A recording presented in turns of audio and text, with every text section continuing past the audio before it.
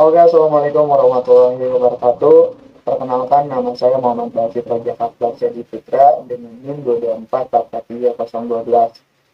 Di sini saya bakal menjelaskan dari tugas saya pada mata kuliah Antarmuka Manusia dan Dunia Mesin.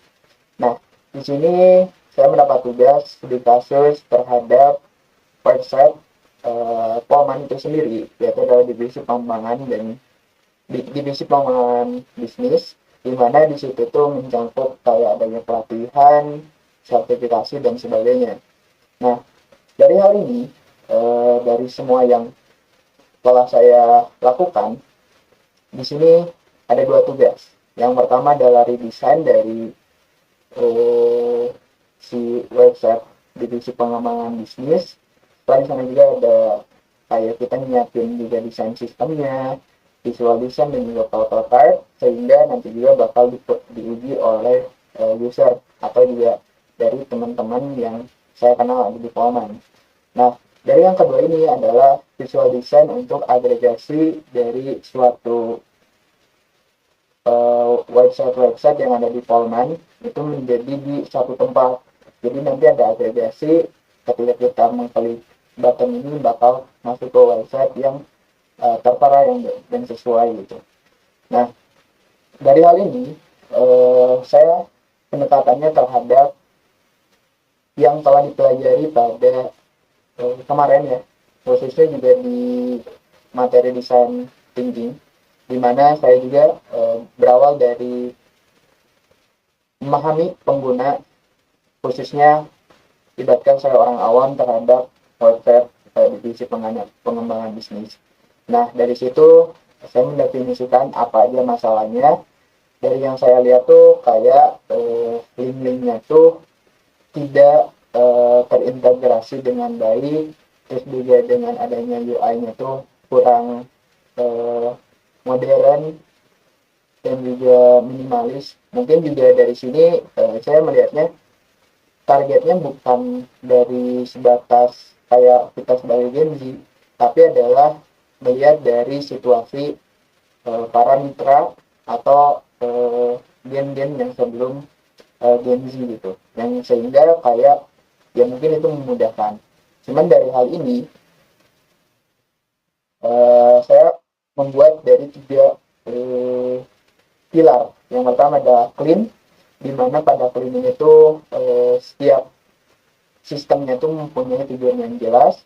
Yang kedua adalah modern, dari setiap UI-nya itu yang terbaru, yang terkini, yang bisa menyesuaikan terhadap Gen Z dan Alpha gitu. Yang dimana lebih mengutamakan kepada UI. Yang ketiga adalah pada minimalis, sehingga kayak melihatnya kayak mengurangi lah noise terhadap visual yang menghambat atau kurang fokus terhadap si pengguna itu sendiri. Nah, saya akan menjelaskan dari desain sistem, terus juga visual design, prototyping, sehingga nanti saya juga membuat HTML-nya, yang dimana setelah itu ada sistem usability scale, yang dimana itu juga dinilai oleh teman-teman saya gitu. Mari saksikan. Teman-teman baik, di sini ada desain sistemnya, di mana kita menggunakan color palette yang sudah ditentukan, yaitu adalah primary navy, lebih ke blue, dan juga ada aksen golden juga. Nah, dari ini juga kita menyesuaikan lah dari color palette yang dilakukan, dan kita juga menggunakan font dari token itu sendiri. Nah, di sini juga udah tertera kayak harus berapa apa namanya, berapa pixel dan sebagainya gitu. Juga ada label, caption dan sebagainya. Terus juga ada button, outline, terus ketika ada input field terhadap kayak pencarian dan sebagainya gitu. Terus juga ada tab varian, ada navigation atau navbar, dan juga si fiturnya itu sendiri. Jadi ada bed atau page, icon, spacing system, terus juga boarding radio system, shadow tokens, font elemen dan sebagainya. Dan juga ada logo-logo yang disesuaikan gitu ya terhadap kebutuhan yang nanti bakal ada di sebuah di desain ini. Di sini juga ada visual desainnya juga sama. Nah, di sini kita ada visual design dari si website itu sendiri. Nah, dari sini divisi pengembangan bisnis ya. Kalau kita lihat pada diploman.com, so di sini juga kita sudah menyesuaikan dari fitur apa aja yang ditampilkan. Kan di sini bentuknya kayak seperti ini gitu ya. Tapi terhadap ini tuh kurang enak aja gitu. Dari tiba-tiba biru langsung sini ada ungu warna pink gitu lah.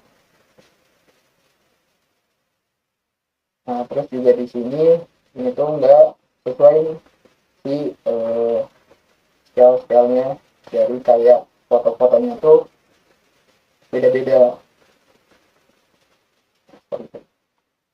So dari sini kita ada visual design yang telah saya buat. Terus juga dari si divisi pengembangan ini tuh ada navbar, terus juga itu beranda ya teman-teman. Nah di sini tuh ada 6 layanan unggulan yang nanti user tuh langsung tertuju lah gitu. Nah kenapa dari warnanya tuh beda-beda, dan juga menggambarkan sebuah diploman tuh sering atau yang kita tahu itu tiap jurusan punya warnanya beda-beda gitu. Kayak AE warna hijau, ME warna biru, POND warna merah dan sebagainya. Nah di sini juga ada ngeliatin atau nunjukin bahwasanya ada keunggulan yang dimiliki oleh Polman. Terus ada berita, ada mitra industri yang paling penting itu. Terus juga ada footer ya teman-teman, dari kita menentukan kayak hubung sekarang dan sebagainya, juga informasi lebih lanjut. Nah di sini juga udah membuat dari si landing page, home page, terus juga ini tuh kontennya. Lalu ini ada hubungi kami gitu ya, kontak person gitu. Dan di sini kita langsung coba aja dari prototypingnya gitu ya teman-teman. Ini juga yang udah dilakukan terhadap maze-nya. Ini tadi udah saya coba preview dari simulnya juga udah ada dan udah diisi oleh teman-teman saya. Terus dari website ini cenderung ya terhadap dari situasi yang memang merasa kayak adanya tadi disebutkan clean, modern dan juga minimalis gitu ya. Nah di sini juga ada 6 layanan unggulan pada industri gitu. Nah di sini kita nyoba dari sertifikasi ya teman-teman. Kita konsultasi bahwasanya kita mau sertifikasi. Nah di sini tuh ada kayak detailnya seperti apa, tahap-tahapannya seperti apa, alurnya seperti apa. Dan di sini juga kayak referensi terkait untuk portofolio dan sebagainya.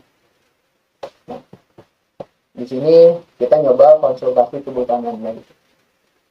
Ini udah disesuaikan aja sih, jadi kayak udah berhasil konsultasi sertifikat dikirim, itu sudah ke adminnya gitu. Nah, kita balik lagi. Nah di sini juga tadi udah si kontennya, terus juga di sini ada konsultasi gratis ya teman-teman. Nah konsultasi ini tuh kayak konsultasi yang benar-benar umum lah, bisa dilakukan gitu. Misalkan kayak kita menjadwalin konsultasi untuk datang ke Politeknik Manufaktur Bandung. Nah di sini kayak kita harus mengisi formnya terlebih dahulu. Nah ini udah diisi lah ya dari ini ya. Nah dari formnya udah diisi, kita tinggal masuk. Nah berhasil untuk dikirim gitu ya. Dia akan kembali lagi kepada form ini. Nah Di hal itu juga ada hubungi kontak ya, hubungi sekarang. Nah di sini untuk kayak pemberitahuan gitu ya. Aku coba kurang lebih juga sama terhadap dikirim dan sebagainya. Mungkin itu aja dari si prototypingnya teman-teman. Kita lanjut ke tugas kedua, yaitu adalah agregasi teman-teman. Pada kita namanya portal digital Polman Bandung. Nah di sini juga ada agregasi untuk masuk ke portal website yang ada di Polman gitu, sehingga bisa memudahkan kepada user untuk nggak bingung atau harus mencari websitenya gitu. Nah di sini juga udah saya buat ya teman-teman, udah saya masukin ke GitHub untuk si HTML-nya. Nah seperti ini. Nah kita coba untuk kayak masuk ke LMS belajar ya.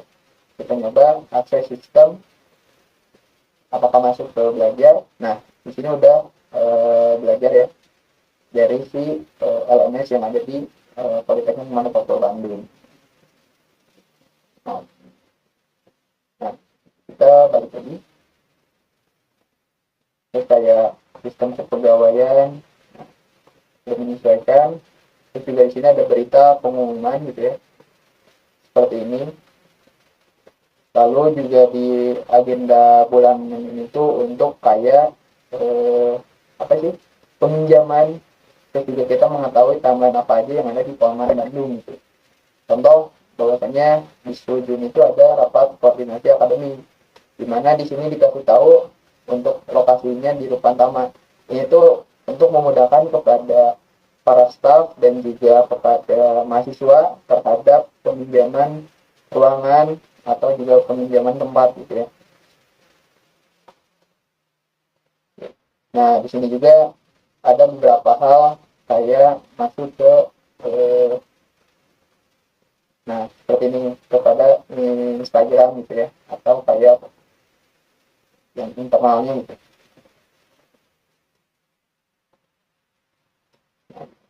Ini juga ada LinkedIn, ini juga untuk memudahkan para user untuk mengetahui dari si Politeknik Manufaktur Bandung sendiri. Nah di sini juga ada si media ya teman-teman, untuk saya membuat dua, yaitu adalah yang redesign tugas satu, dan yang kedua itu adalah si agregasi terhadap fitur-fitur atau website yang ada di Polman disatukan di satu website gitu. Nah di sini tadi sudah dilakukan juga, ada 5 orang yang tidak mengisi gitu ya.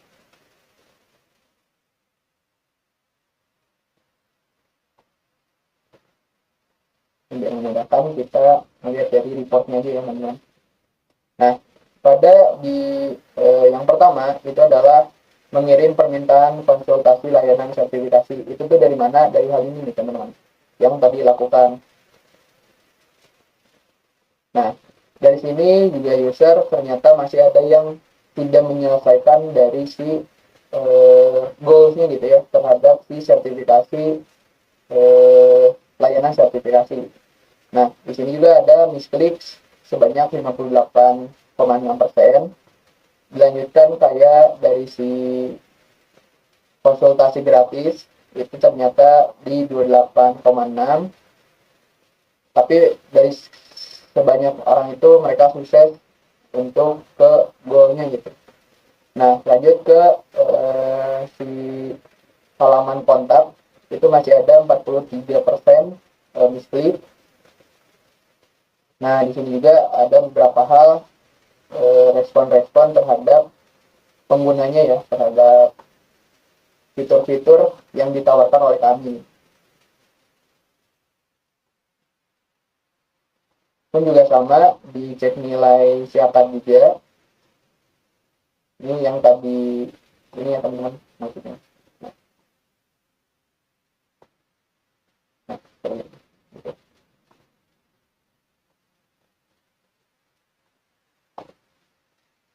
dimana durasinya juga membutuhkan kurang lebih atau rata-rata di 37. Terus juga di detail pengumuman itu 14, di agenda 11, di akses Instagram 8,5. Serta di sini ada si sistem usability scale-nya untuk melihat kayak seberapa layaknya dari si website yang telah dibuat gitu. Nah, pada set plus ini kebanyakan dari mereka itu adalah di angka 4 dan juga angka 5. Terus juga dari segala aspek minusnya, rumitnya sekian. Teman-teman, tadi kita lanjut untuk si analisisnya dan kita hitung. Ternyata untuk redesign itu hasilnya di perhitungan skornya adalah di 80. Dan juga ini tuh masuk ke status yang good ya teman-teman. Yang kedua adalah dari analisis agregasinya, dan juga hasilnya setelah saya hitung juga sama ya teman-teman, di 80, dan menghasilkan bahwasannya hasilnya dari website yang telah kami buat itu sudah mencukupi. Baik teman-teman, dari hasil yang sudah saya jelaskan, saya tarik kesimpulan yang terlebih dahulu ya, bahwasannya dari segi redesign berhasil menciptakan identitas yang baik dari yang tiga hal yang diutamakan, yaitu adalah clean, minimalis, dan juga modern. Nah, dari si desain sistem yang juga udah pandangan saya itu udah mulai konsisten dari 3 halaman yang diharuskan, yaitu ada landing page, terus juga kontennya, dan juga kontak page ya teman-teman. Nah, dengan adanya tadi story usability scale-nya itu adalah dapat dikategorikan lumayan bagus atau good. Nah, dari sini juga kurang lebih saya berhasil untuk membuat desain yang menurut saya itu baik, sehingga dari output dari teman-teman saya itu menjawab hasilnya yang lumayan cukup baik juga. Segitu aja mungkin yang bisa saya sampaikan terhadap penjelasan saya, presentasi saya. Mohon maaf jika atas kekurangannya. Wassalamualaikum warahmatullahi wabarakatuh.